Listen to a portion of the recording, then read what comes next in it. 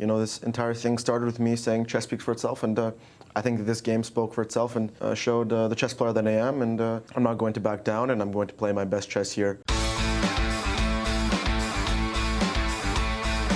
We are with Hans Niemann after an incredible victory with the black pieces against a fellow junior, Christopher Yu. Hans, first of all, let's address the elephant in the room. You've been under a lot of pressure.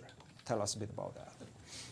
Well, I think that this game is a message to everyone, and this entire thing started with me saying chess speaks for itself, and I think that this game spoke for itself and showed the chess player that I am, and it also showed that I'm not going to back down, and I'm going to play my best chess here, regardless of the pressure that I'm under, and that's all I have to say about this game. And chess speaks for itself. That's all I can say. Let's discuss the game a little bit. That's it. But you can leave it to your interpretation. But thank you.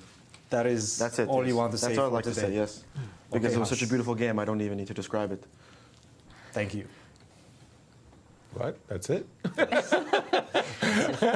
Okay. All right, you guys. So that is the first clip we wanted to watch. Obviously, this was the interview that Hans Niemann did after his win against Christopher Yu yesterday. Definitely a little bit disappointing to hear. I mean, I'm not going to pretend to say that it's a good thing. Hans definitely trying to play the victim here. Now, what I will say about the game itself is there are a couple things I'm going to say. One thing that I've stressed on many occasions, I'll talk about the first round game specifically against Christopher Yu. I even have it here.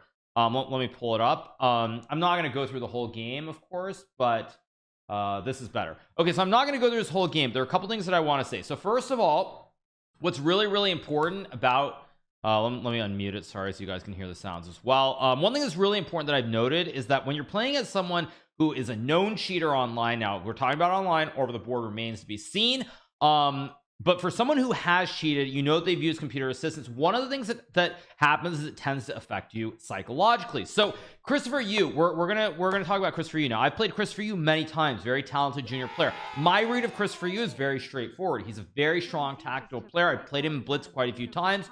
That is his forte. That is his strength, is that he's a very strong tactical player. So what happens in this game? So in this game, Christopher Yu actually ends up playing, he tries to play Hans's opening against him.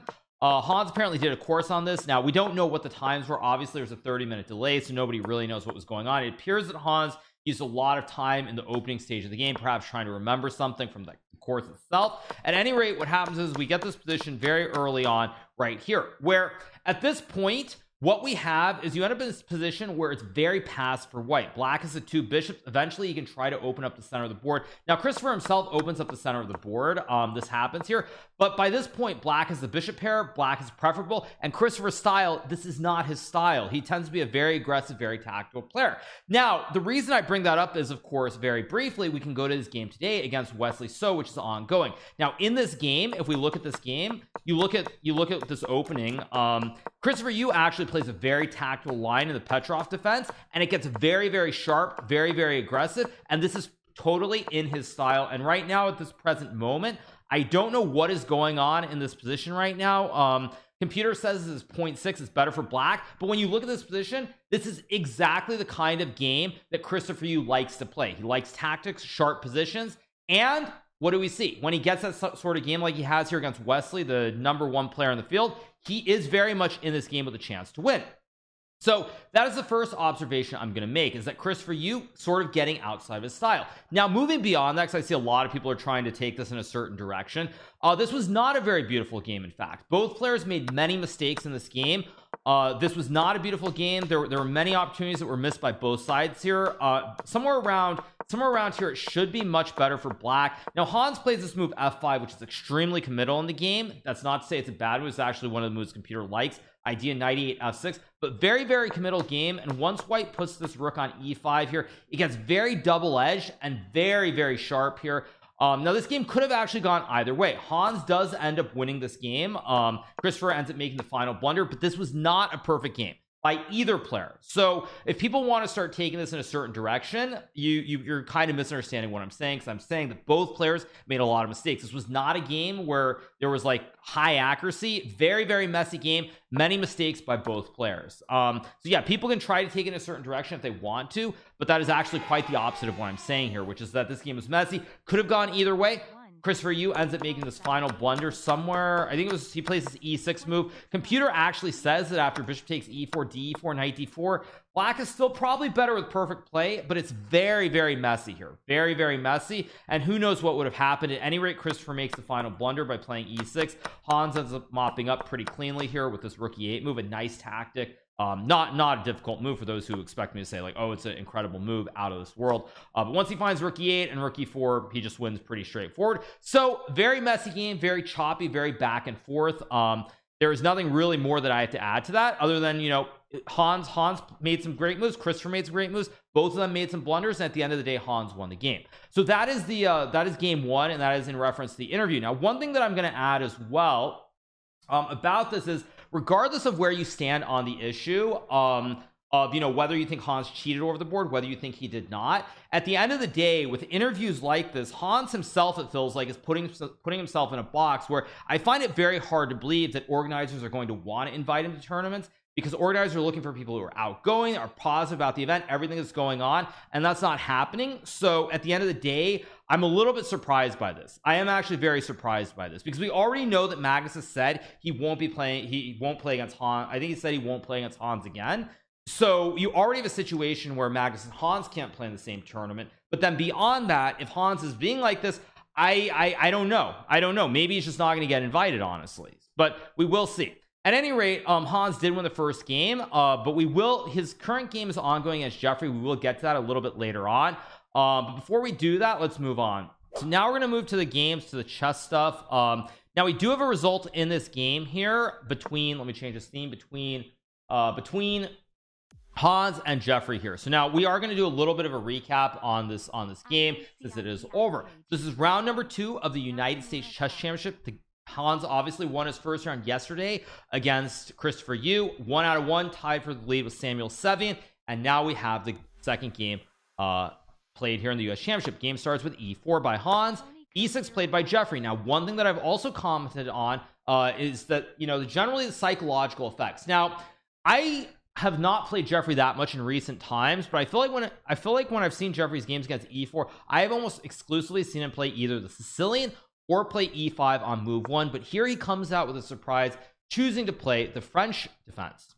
So we get d4 d5, knight c3. Jeffery plays knight f6 here, the Steinitz variation of the French defense. We get e5, knight d7, f4, d5, knight f3, knight c6, all very standard. Bishop e3, and now we get c takes d4. Now there are many lines black can play here. He can play queen b6, a6, c takes d4. He can even play like Hikaru Nakamura and play rook b8 like I did in Cuernavaca, Mexico in, I think that was 2005 maybe. I don't remember the exact year.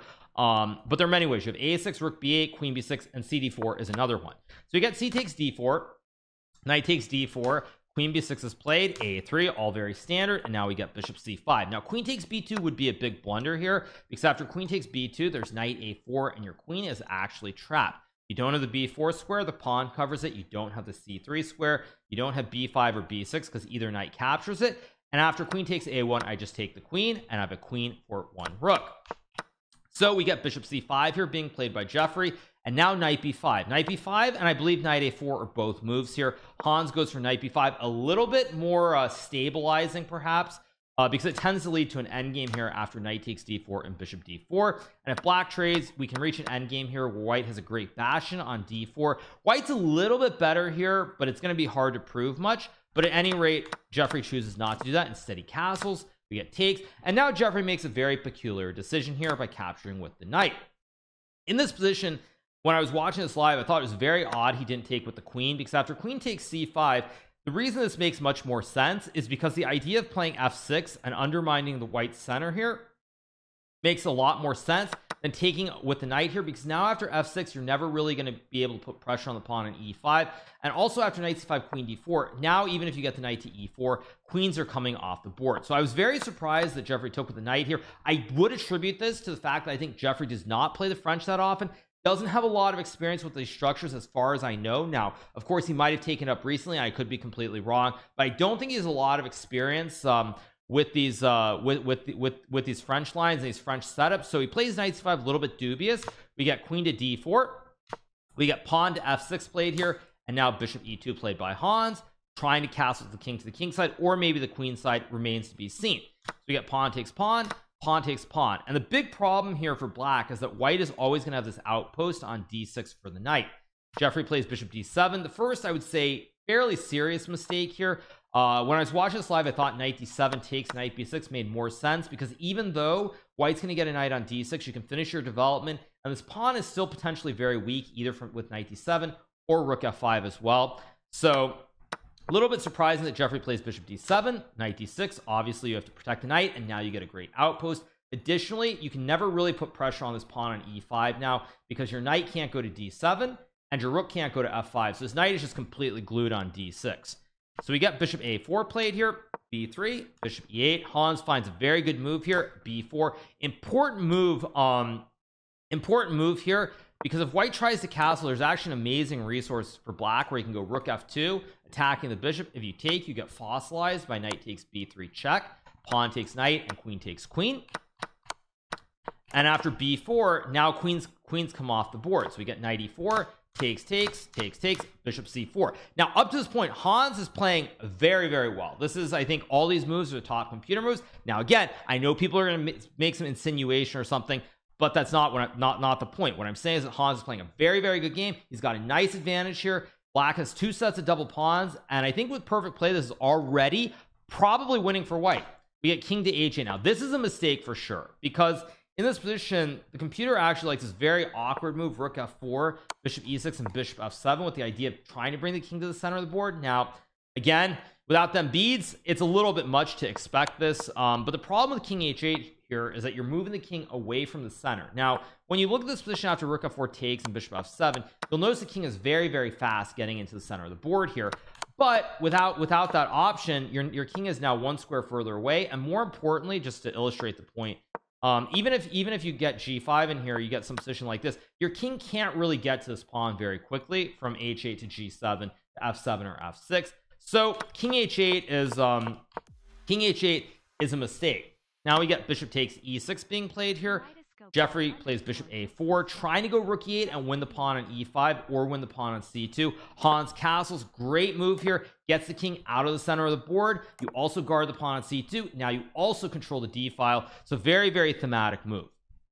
We get pawn to e3, and now here Hans finds an incredible move.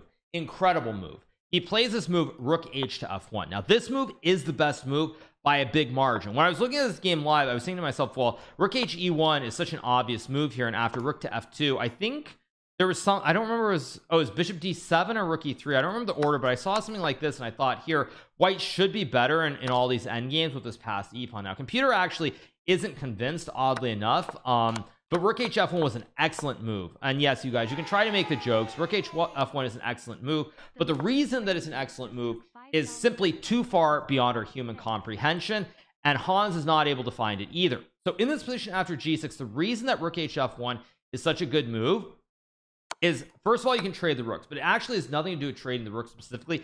It's that after you trade the rooks, there's this incredible resource, bishop d5, attacking the pawn on b7, guarding the pawn on g2, and then after rook f2 here, you can go bishop e4, and now we have the classic wooden shield. Bishop on e4 is guarding the pawns on c2 and g2, targets the pawn on b7, and you can probably go rook e1, win the pawn on e3, and it should be game over, and white should win this position.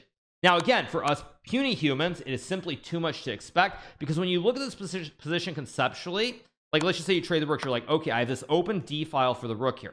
Why do I want to put the bishop and close the file while black has a extremely advanced pawn on e3? It just doesn't make sense conceptually for us humans. So Hans plays bishop g4. Now oddly enough, this is a big mistake. I think in this position, besides rook f8, they're probably, I think, was it bishop c4? Maybe rook f8 is actually the only clean win here, but I thought bishop c4 maybe was possible, or I guess bishop g4 like he plays in the game, but it turns out bishop g4 is actually a big blunder. Rook f6 maybe also move. We got bishop g4, rook f8, and now the problem becomes very clear for white, which is he's going to lose his pawn on e5, and he is not going to win this pawn on e3 here.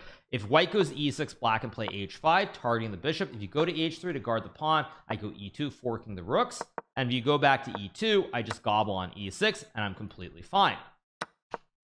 So instead, rook d4 is played here by Hans. definitely a move that's a little bit unusual, but at the end of the day, I think by this point Hans probably realized the advantage was gone, and he's simply trying to play logical moves to maybe stack the 2 towers on the D file, and he wants to go bishop e2. Now computer actually I think still thinks rook fe1 is better with rook takes e5 and rook d3, but again low on time here. After rook e8 you see this advanced pass pawn feels kind of dangerous. So it feels kind of dangerous here to play this position. And so Hans plays rook d4, we get takes, bishop e2, blockading this pass pawn, king g7, g3, bishop c6, king b2 and b5. And by this point the game has really stabilized here. White cannot make use of this majority on the queen side because the pawn will capture. So the double pawns are very stable here with the bishop on c6 guarding both of them, and black can just go rook e8, and with this very advanced pawn on e3, black should have more than enough compensation here.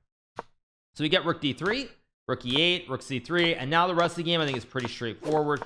h5 is played here. Interesting decision by Jeffery to not make the third repetition with rook d8, but he goes h5, we get rook d3, rook c8, rook c3, and now both of them shuffle their rooks all over the board a little bit.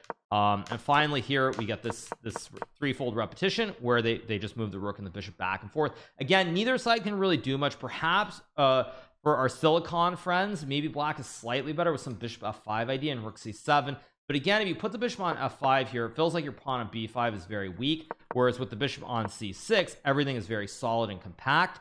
So therefore it doesn't feel like it's right to do this. Now like I said, our silicon friends could probably prove that black is very slightly better, but at the end of the day it is what it is. Game ends in a draw. Hans gets a nice advantage out of the opening. He's really pressing, makes 2, I guess specifically bishop g4 was the big one, but he makes 2 inaccuracies in a row and the game peters out into a draw. So Hans has 1.5 out of 2. I believe that he is still tied for the lead with Samuel Sevian, who drew his game as well.